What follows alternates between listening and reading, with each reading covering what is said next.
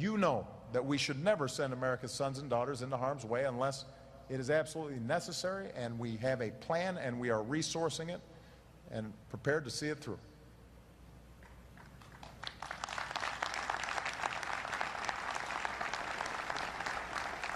All right, folks, welcome to Gimme 5. Yesterday, the president spoke to the American Legion, and the London Daily Mail, among others, have pointed out that the applause was, at best, polite, at worst, pitiful. And the applause lines where Obama would stop and pause and wait, you heard that?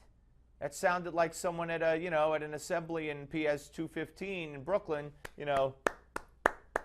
I mean, these are lines that the president thinks are going to go over, and he's talking to the American Legion. He's going to get support. I don't think they like him too much. I don't think they like what he had to say too much. Now, there are some reports that the front of the facility was stacked with Obama supporters to try to, gin up the applause, but it didn't work. And we have a lot of lines here, a lot of applause lines that you judge as we let you hear them and see them. Watch. In just 4 months, we will complete our combat mission in Afghanistan, and America's longest war will come to a responsible end. And we honor every American who served to make this progress possible. Every single one. Okay, I mean, that was, it's hard to gauge, but it's fun to gauge, or to try to gauge. Let's go to the next one. And as we go forward, we'll continue to partner with Afghans so their country can never again be used to launch attacks against the United States.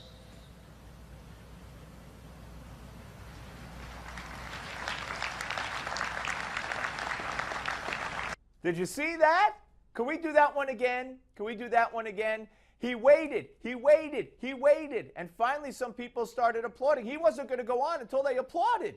Look how pathetic this is. Watch. And as we go forward, we'll continue to partner with Afghans so their country can never again be used to launch attacks against the United States.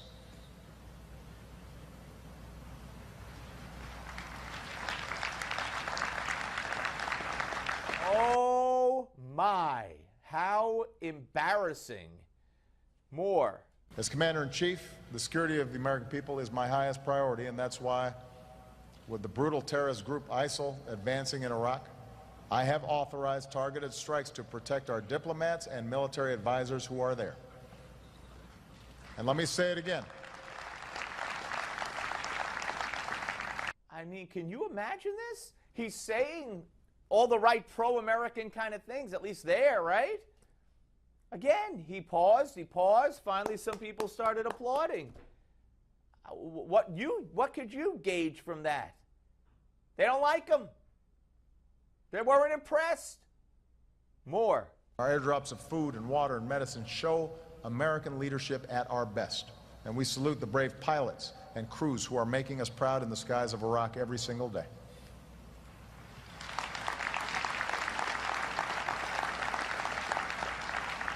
But tyrants and murderers before them should recognize that kind of hateful vision ultimately is no match for the strength and hopes of people who stand together for the security and dignity and freedom that is the birthright of every human being. Nothing! There was nothing! First of all, the more I watch it, boy, I guess at this point he's pretty discouraged because he seems bored to tears and like, boy, do I want to get the heck out of here. But nothing, not one clap. One more. We will continue to make sure that our military has what it needs. And as today's generation of service members keeps us safe, and as they come home, we also have to meet our responsibilities to them, just as they meet their responsibilities to America.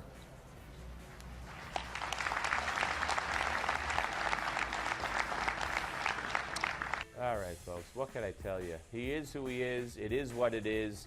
And stay tuned now for your Newsmax Now update.